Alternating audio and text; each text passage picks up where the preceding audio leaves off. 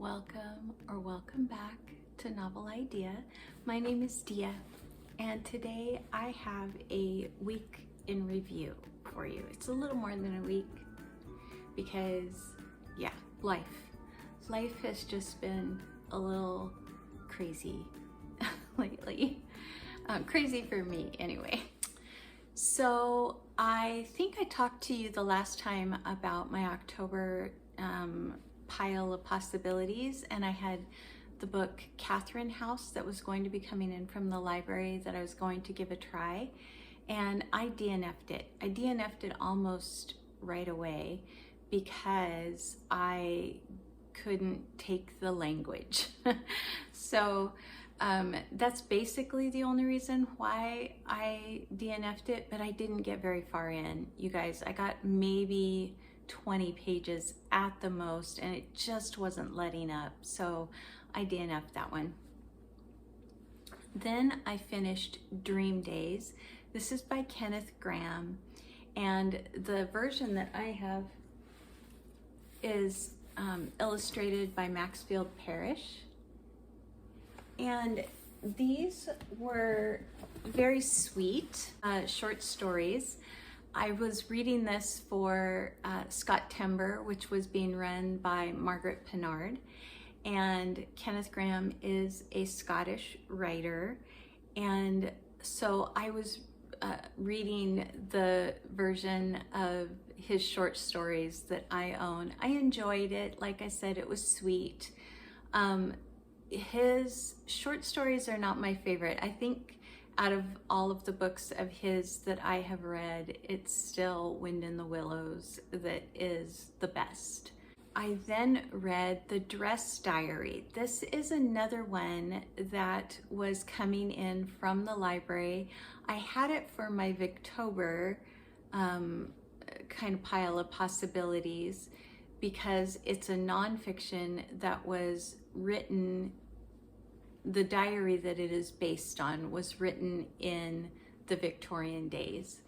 And it is basically a diary that a woman who was married to a textile merchant kept of all of her important dresses, the important dresses of her family members, some of her husband's important clothes at the time, and sometimes fabrics from her couches or her curtains or that kind of thing, and just kind of what the author was able to find out about her life and find out about herself just from what she cut to place into this diary that allowed us to see kind of her taste and how her taste changed over the years, or how her taste changed from country to country, because she didn't just live in England. And so it was really wonderfully done. I thoroughly enjoyed it.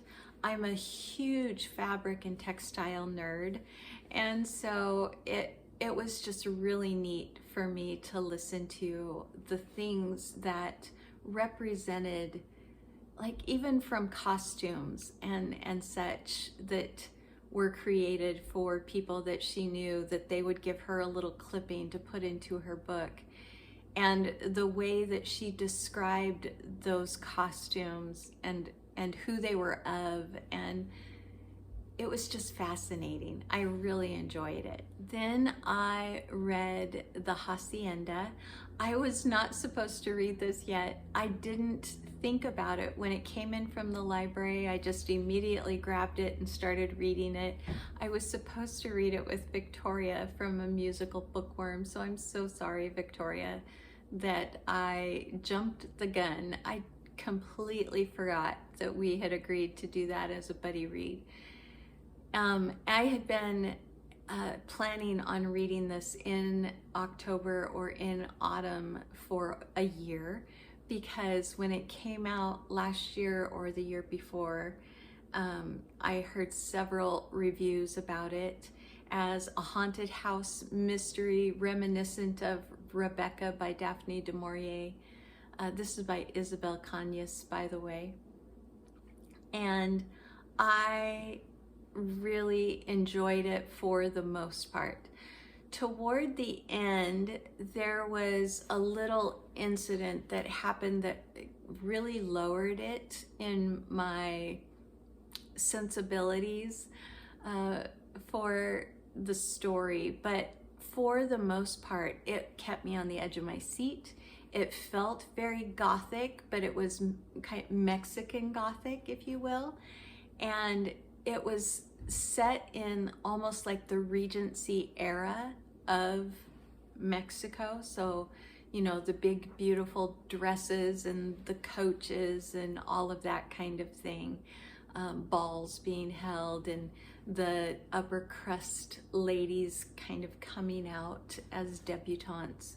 All of that was very much a part of the story as well. So we are with our main character whose father has passed away, and her mother and she are living with relatives that don't really want them, that don't really even like them.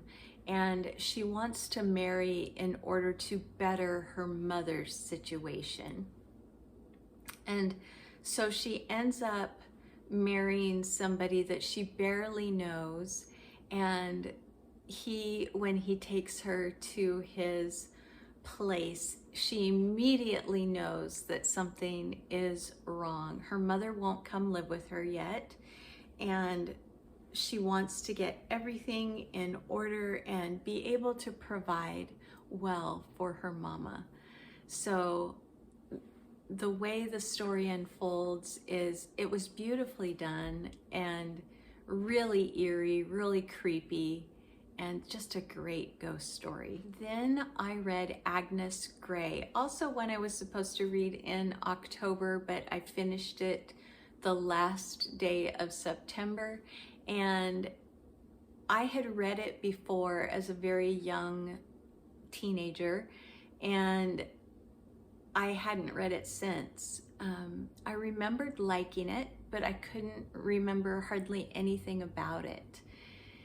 And so I picked it up again for Victober, and also for Tiffany at Beautiful Minutia's Patreon, because this was the book that they chose to read for Patreon this month. So I enjoyed it. Again, I think that it is not Anne's best book, but I like both of Anne's novels, and pretty much every poem that I've ever read by her, I have really loved. So I can honestly say she is my favorite Bronte. Even though Jane is still my favorite Bronte novel, the rest of Charlotte's works I haven't enjoyed, but I have enjoyed all of Anne's. So she's my favorite Bronte, even though she didn't write my favorite Bronte novel. Agnes is the younger daughter of a clergyman and his wife. She has one older sister, and she decides that she really wants to prove to her family that she has skills and can make it in the world on her own. And so she puts herself out as a governess, and it takes a try or two before she gets the position that she kind of sticks with. It feels very much to me like Mansfield Park from Jane Austen. So we have a poor girl who comes to live with a very wealthy family. Oftentimes in Victorian times, governesses were treated much like a part of the family, because they were usually from a good home, a good situation, oftentimes the daughter of a gentleman that was just down on his luck.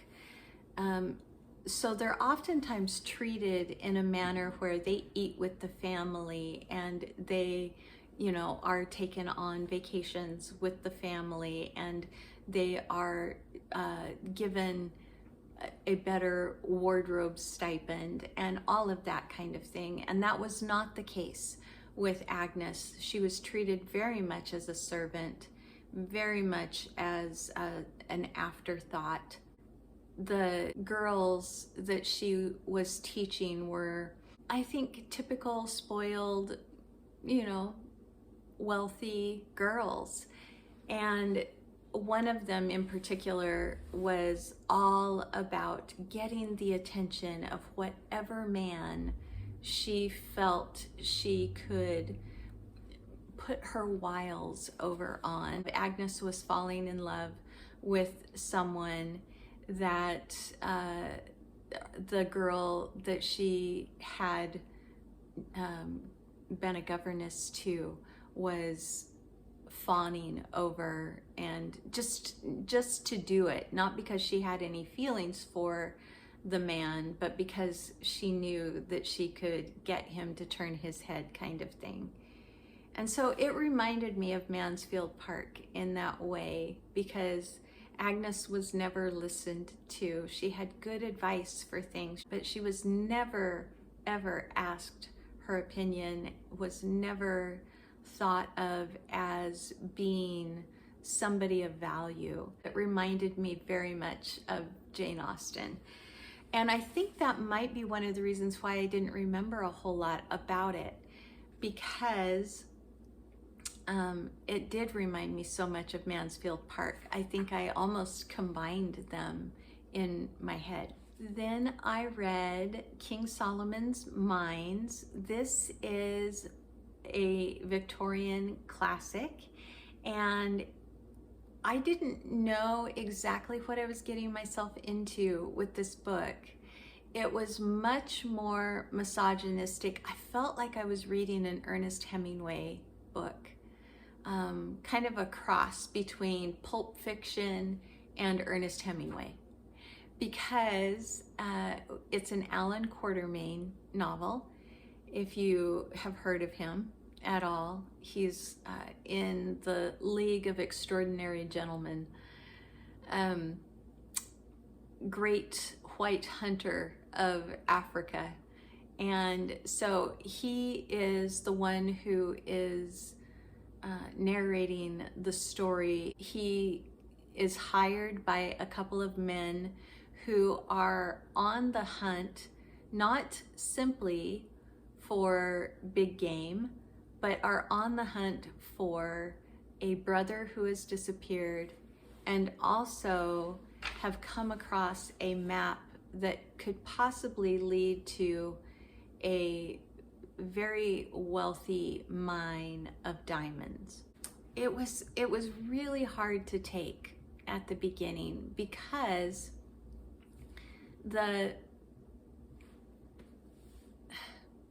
it's not just misogynistic in the way that the men treat women, it's also misogynistic in the way that men think about women.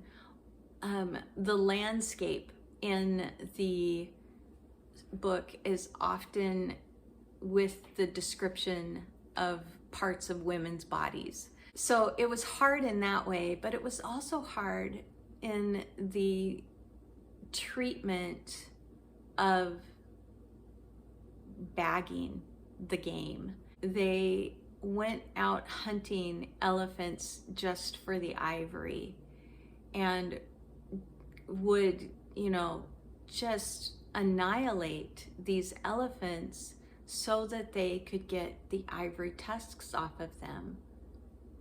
And that was their whole purpose in killing these elephants. They didn't take any other part of the elephant. They didn't keep any other part of the elephant. The only thing they did was take the ivory so that they could later sell it and make money. Yeah. So I ultimately actually enjoyed the adventure of this book. I enjoyed the friendship and the camaraderie that was the brotherhood, you know, that was established between the natives and the white men. It's not a book I'll read again, let's put it that way. And I read a couple of cozy mysteries. One was Peanutbutter Panic, and it is part of the Amish chocolate shop mysteries. And this one I didn't enjoy as much. I enjoyed the first couple quite a bit, but this one I didn't enjoy as much. And I think that it's because that there's still, after a couple of years now of the, you know, the time passing in the books, there's still such a tension between the Englishers and the Amish in this little community, and there doesn't need to be. I think I understood that at the beginning, but when you have people that are in a family of, you know, Amish and English, there should be more understanding by now going on, I feel, especially in as small of a community as it is. So anyway, and then I also read Candlelight Something. I'll put it up here. I can't remember the name of it, but this is the Secret Book and Scone Society, and this is the third book. And again, I didn't enjoy it as much as I did the second one, especially. I really liked the second book.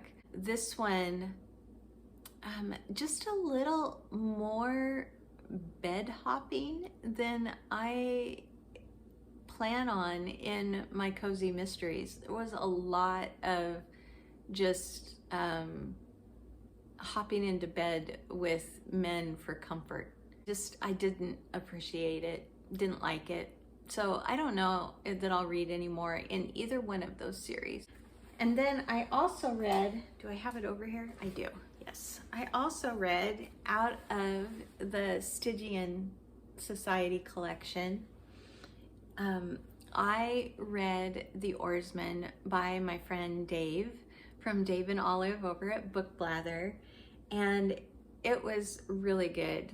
I really enjoyed it.